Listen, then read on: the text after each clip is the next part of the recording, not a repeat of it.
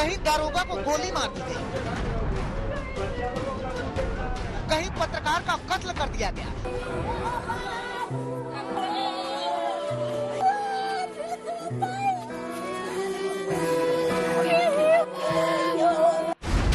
कहीं ठेकेदार को मार दिया गया, कहीं शिक्षक की जान ले ली गई,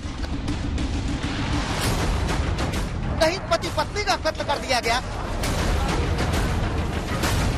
कहीं दो समुदायों में हिंसक झड़प हुई। तो गाती रहे बिहार की सरकार सुशासन के गीत। सच्चाई तो ये है कि अपराधियों ने बिहार की कानून व्यवस्था को खूंटियों पर टांग दिया है। मोतिहारी, गोपालगंज, जमुई, बेगूसराय या पटना, सब जगह अपराध की घटना।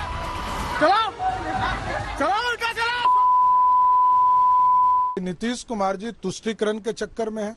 सुशासन समाप्त हो चुका, इकबाल समाप्त हो गया, कोई राजनीतिक वजूद नीतीश कुमार जी की न रह गई। और बिहार में जब अपराधी सरकार में होंगे, भ्रष्टाचारी सरकार में होंगे, बालू माफिया सरकार में होंगे, तो तुष्टीकरण का काम ही नीतीश कुमार जी कर सकते हैं। यही स्थिति बन गई बिहार में। अभी अपराधियों के हौसले के सामने पस्त सुशासन पर सवालों का दौर जारी ही था कि बिहार हिंसा की एक और वारदात का शिकार हो गया।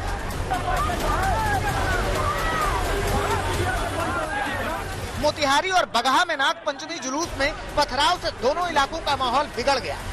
दोनों इलाके में ईंट पत्थरों की बौछार हुई, दो पक्षों में गोलियां चली।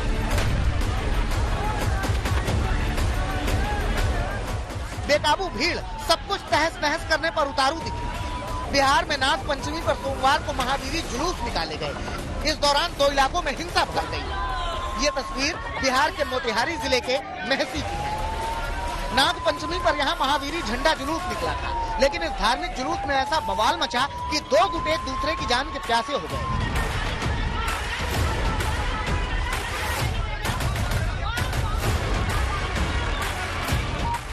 मोतिहारी के मेहसी के अलावा कल्याणपुर और दरपा थाना क्षेत्र में भी जमकर बवाल हुआ।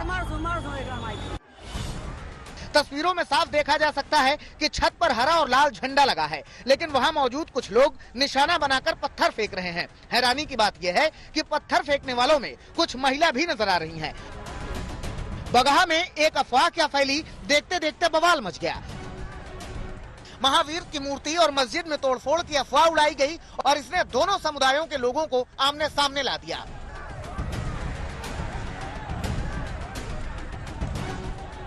बगहा में ही नागपंचमी पर महावीरी अखाड़ा का जुलूस निकला था। इस दौरान कुछ लोग हथियार के साथ भी नजर आ रहे थे।